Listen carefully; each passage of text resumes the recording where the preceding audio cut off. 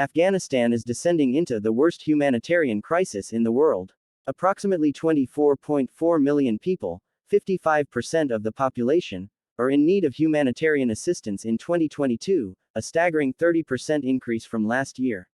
Amidst the backdrop of an already dire situation following 40 years of war, economic decline and rising poverty, and Taliban takeover, Afghans are displacing themselves and leaving their home.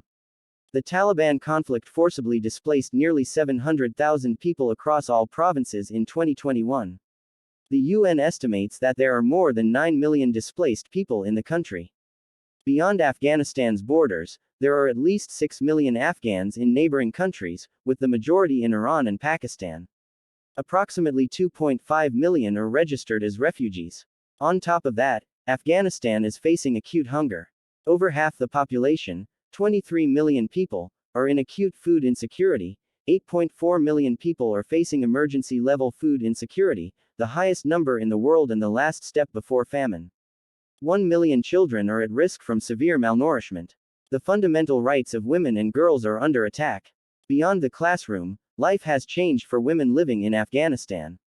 In late December, Taliban officials issued a directive reportedly prohibiting women from traveling more than 45 miles by road, unless they are accompanied by a close male relative.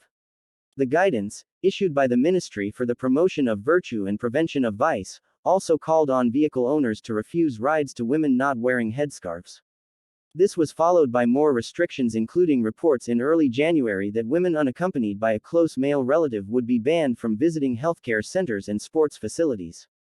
For female scholars, life under the Taliban means that most must wear garments that cover their head and body, and are restricted from teaching men. And female students cannot attend classes with men and are restricted from being taught by them.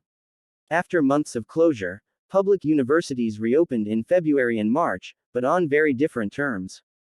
The Taliban appointed representatives to take over the management of public universities. On the 5th of May, the Minister for Higher Education sent letters ordering these representatives to conduct faculty reviews and report on any staff members who have questioned the new rules. The academic week has been split so that male and female students can be taught separately, for 3 days each.